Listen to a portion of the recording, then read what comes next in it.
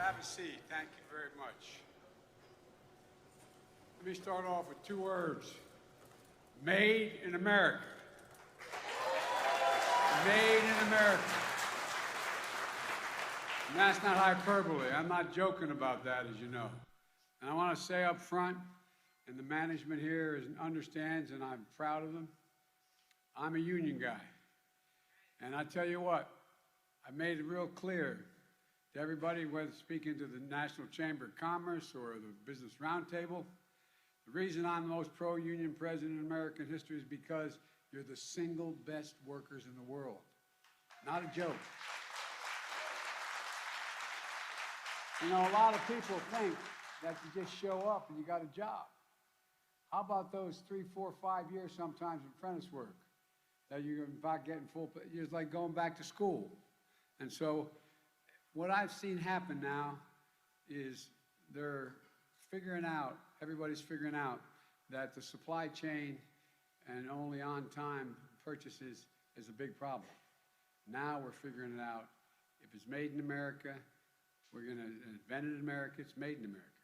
And so look, I want to thank you, Sam, for that introduction. Thank you, Mayor Keller, for welcoming us to your city and for getting your two kids together to get dressed on a Friday to come and see me. I hope they'll forgive me for that. And it's great to be with Congressman David Trone, who's always working for the working people of this district on mental health and addiction and support of our veterans and modernizing our infrastructure, like expanding I-81, which is going to be expanded because of him.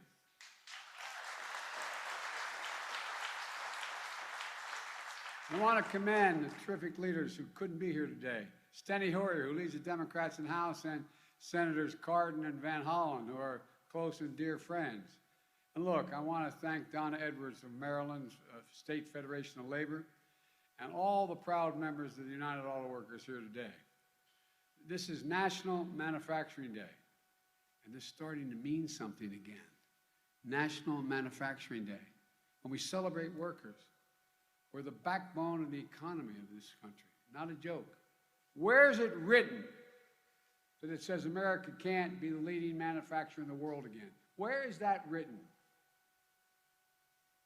I'm here at this Volvo plant to thank the workers and management for building heavy-duty engines, transmissions, axles for trucks and buses, and parts of electric vehicles of the future.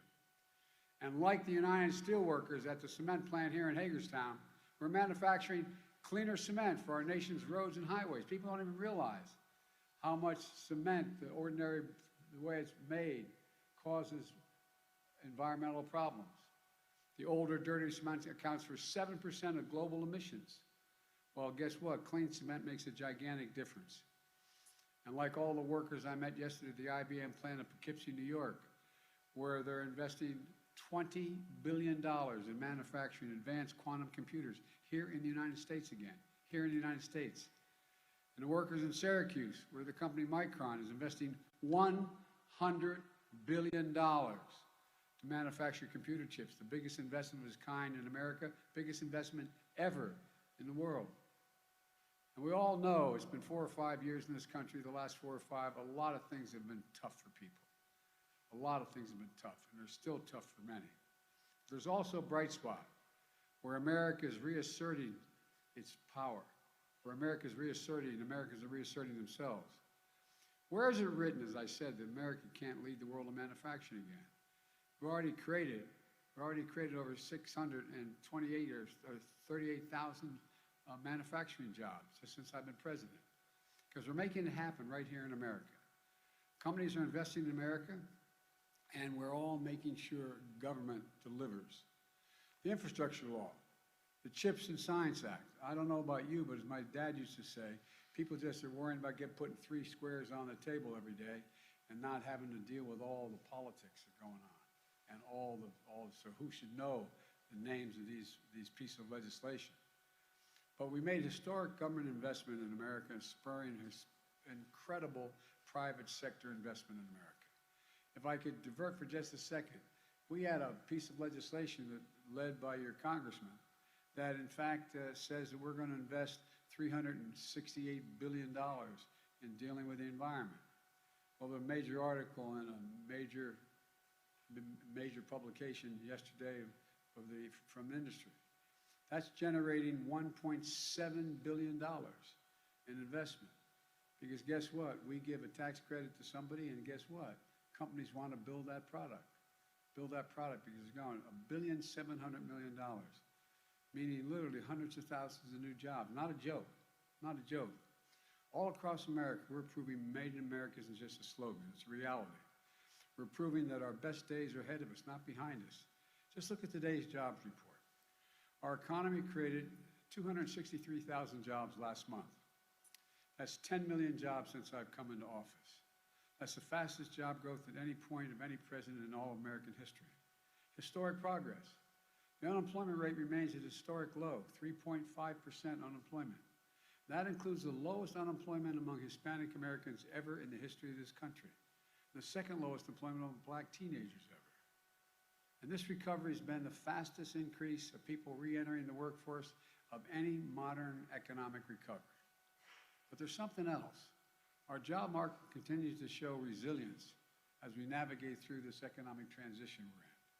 For some time, I've been saying that what we need to do in this transition, we have to move from historically strong economic recovery to a more steady, stable recovery. We need to bring inflation down without giving up all the historic economic progress that working class and middle class people have made. And that's exactly what we're seeing. Over the past 4 months, we've created an average of 350,000 jobs a month. That's down from the 450,000 jobs a month the prior 4 months, and down from the 600,000 jobs a month to the 4 months before that. The pace of job growth is cooling while still powering our recovery forward. Wage growth for workers remains solid, down from historic high pace months ago, but still growing for workers who deserve a raise. And this is the progress we need to see.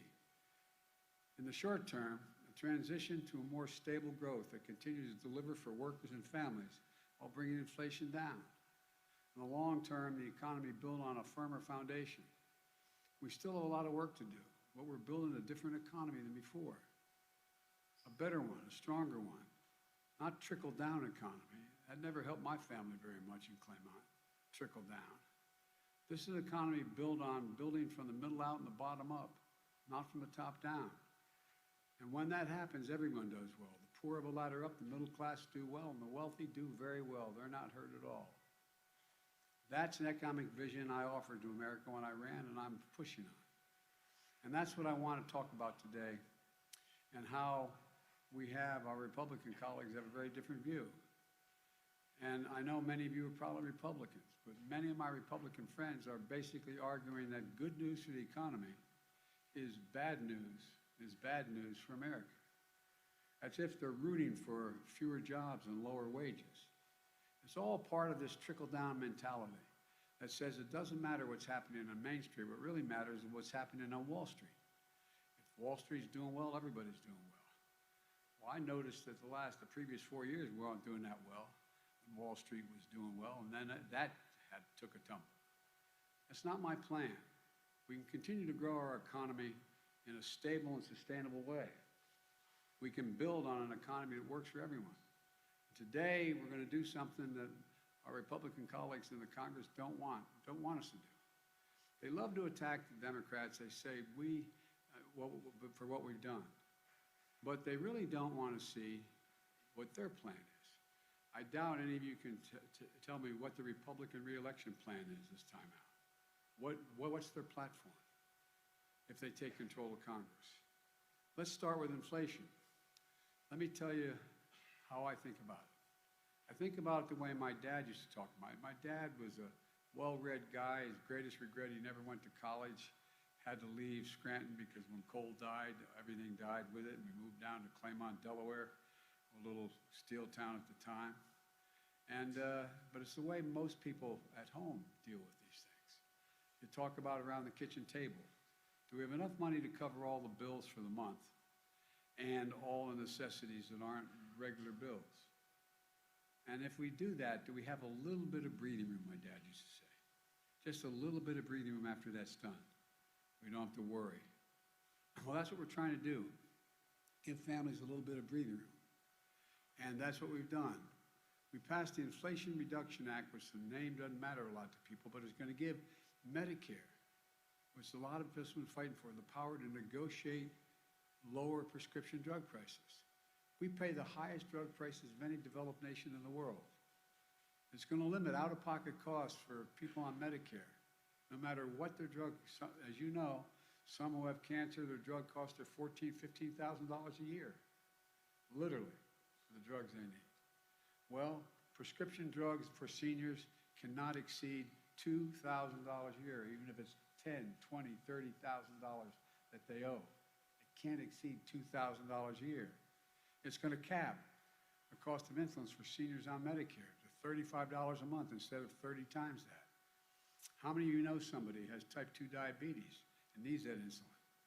Well, guess what? It costs a whole hell of a lot of money.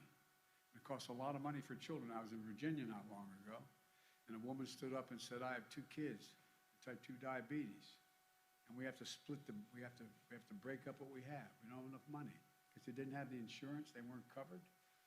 And guess what? Well, how do you look at your child knowing that they have type 2 diabetes and there's nothing you can do about it? Not a joke. This is the United States of America, for God's sake. Well, the bill I introduced, said we're going to reduce the cost of insulin. And by the way, it cost, to make that insulin, it costs $10 to make it and to package it. 10. T-E-N, $10. And they're charging as high as $650, $700 a month for it. Well, the original bill I introduced said we're going to take care of everybody who's on insulin. My friends in the other team were able to get enough votes to knock out that for anybody but for the seniors. You know, we've locked in savings and health care premiums for 1 million of the people on the Affordable Care Act. You know, one of the things that people forget is without the Affordable Care Act, anybody who had a pre-existing condition could not get insurance. Let me say it again. You could not get insurance if you didn't have a whole hell of a lot of money to buy a private policy. Well, it guarantees that people with pre-existing conditions can have insurance. We're making it possible for families to save thousands of dollars in energy savings in the legislation we have. As I said, it's going to bring $1.7 trillion off the market and invest in other jobs. And folks, for the first time in a long time, we're going to make sure the biggest corporations begin to pay their fair share of federal taxes with a minimum tax rate of 15%. In 2020, of the Fortune 500 companies, 52 made $40 billion and didn't pay a single penny in taxes. I come from the corporate state of the world across the border in Delaware. I know corporations. I got elected 6 times there. But everybody should be paying something. Everybody should be paying something. And we're doing all this while reducing the deficit. My friends on the other team talk about how we're big spenders. Well, guess what? They passed a $2 trillion tax cut for the top 1%, basically, in corporate America, and didn't pay for a penny of it. My first year in office, we reduced the federal debt by $350 billion. $350.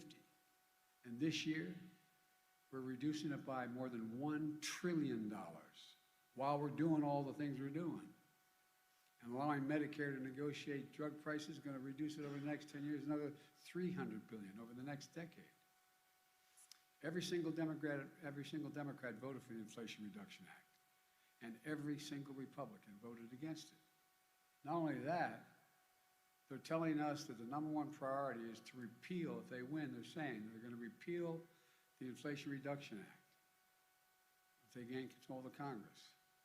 Let's be crystal clear what that means.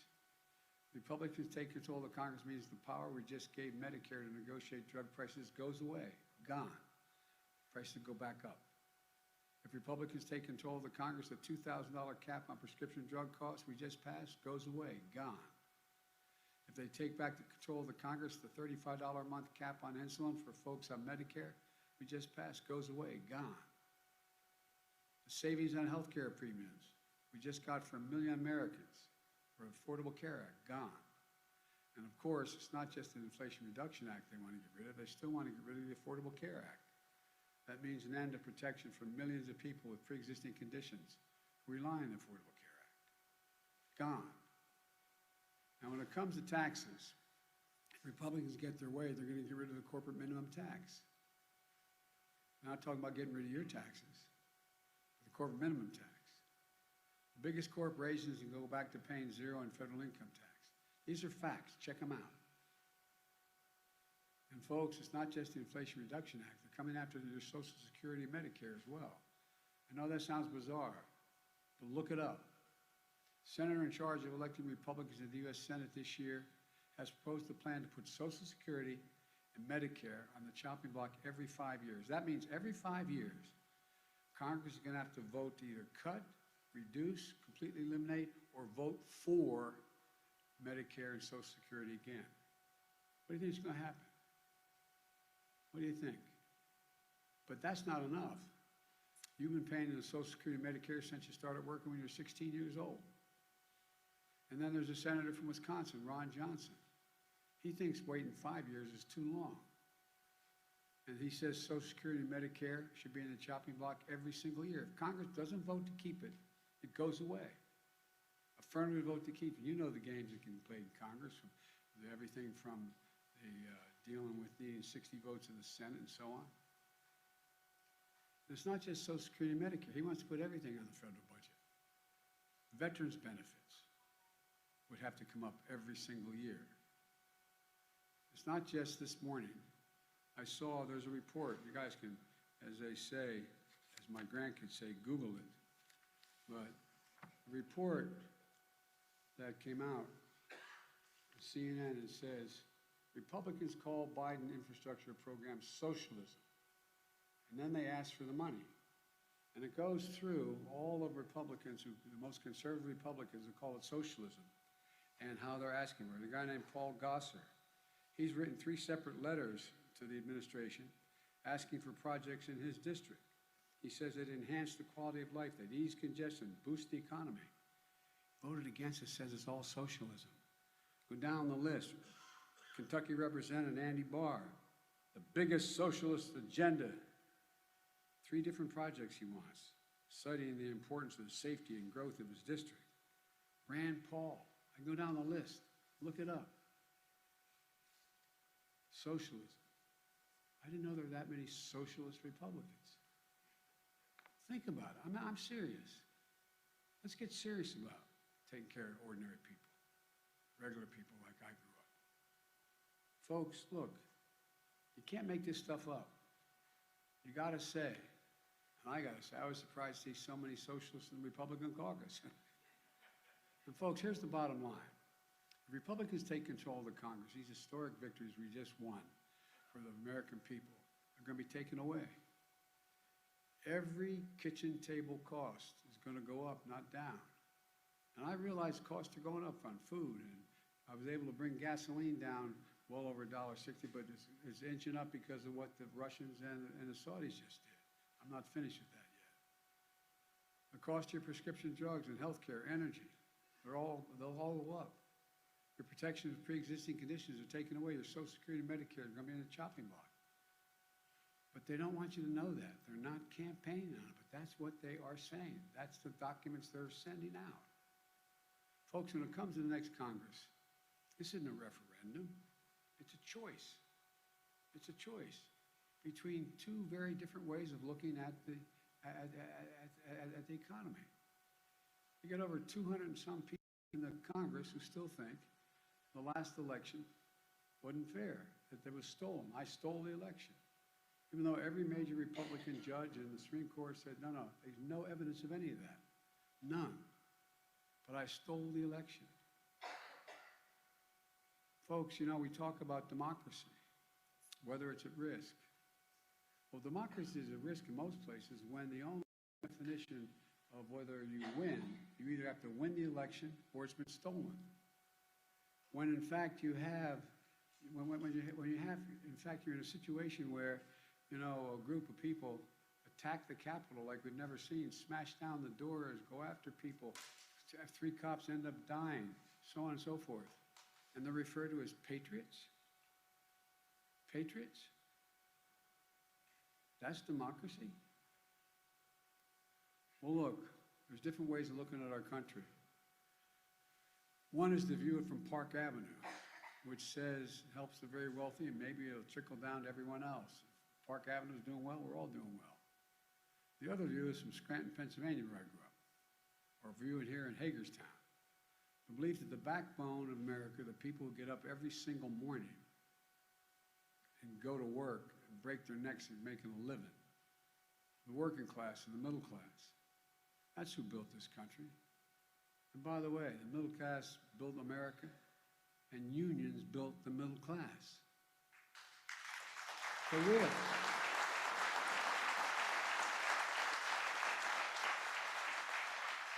And folks, that's who our economy should work for. Let me close with this. The last few years, we've faced some of the most difficult challenges in our history. We're making real progress. Helping folks just a little bit more and giving them a little bit more breathing room. We just have to keep going. And I know we can. For everything we've been through, I've never been more optimistic about America's prospects in my entire career, my word. I've never been more optimistic. Just remember who in hell we are. We're the United States of America. There's nothing we've ever set our mind to we've not been able to do. Nothing. And folks, nothing's beyond the capacity if we work together. And so that's my hope, that after this election, there'll be a little return to sanity. We'll stop this bitterness that exists between the parties and have people working together. Because I tell you what, we can own the 21st century. Not a joke. We can own. There's not a single other nation in the world, not a single other nation in the world is well positioned as the United States of America is. It's because of you all. Thank you very much. May God bless you all. May God protect our troops. Thank you, thank you, thank you.